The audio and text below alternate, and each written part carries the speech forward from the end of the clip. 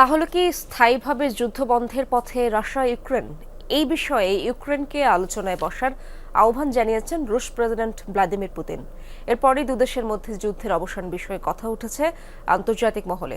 তবে রয়েছে মত পার্থক্য। রাশিয়া চাইছে 2022 সালের শান্তি চুক্তি নিয়ে আবারও আলোচনায় বসুক দুই দেশ। অপরদিকে 30 দিনের যুদ্ধবিরতি চাইছে ইউক্রেন সহ ফ্রান্স, যুক্তরাজ্য ও জার্মানির মতো পশ্চিমা দেশগুলো।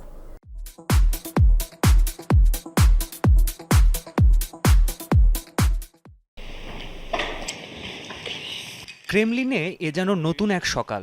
যুদ্ধের অবসান ঘটাতে রবিবার ইউক্রেনের সাথে সরাসরি আলোচনায় বসার প্রস্তাব দেন রুশ প্রেসিডেন্ট ভ্লাদিমির পুতিন। আগামী বৃহস্পতিবার তুরস্কের ইস্তাম্বুলে বৈঠকটি আহ্বান করা হয়েছে।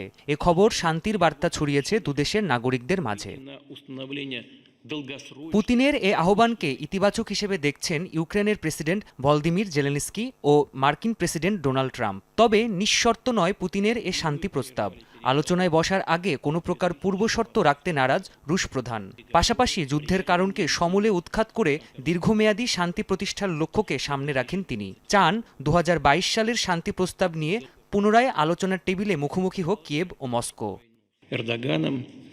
কোনো প্রকার পূর্বশর্ত ছাড়াই কিয়েভকে 2022 সালে চুক্তি নিয়ে পুনরায় আলোচনার বসার আহ্বান জানাচ্ছি। আমরা চাই দেরি না করে তারা আলোচনায় আসুক। যুদ্ধের কারণগুলোকে প্রতিহত করে আমরা দীর্ঘমেয়াদী শান্তি প্রতিষ্ঠা করতে চাই, যার ইতিবাচক প্রতিফলন পড়বে উভয় দেশেই।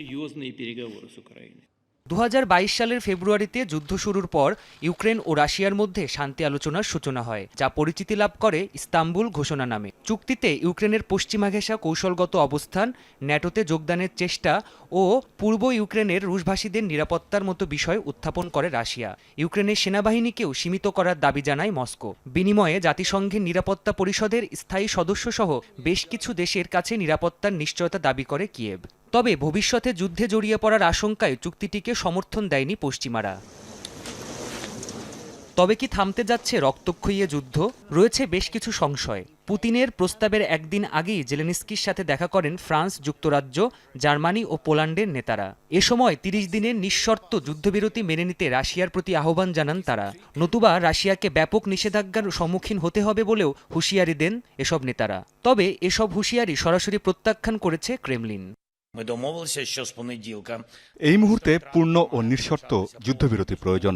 মেনে নেওয়া না হলে জবাবদিহিতাও দরকার আছে। যুদ্ধবিরতি কার্যকর হওয়ার পরেই শান্তির বিষয়ে আলাপ করতে পারি। আমরা 20টি দেশ একত্রে জোটবদ্ধ হয়েছি।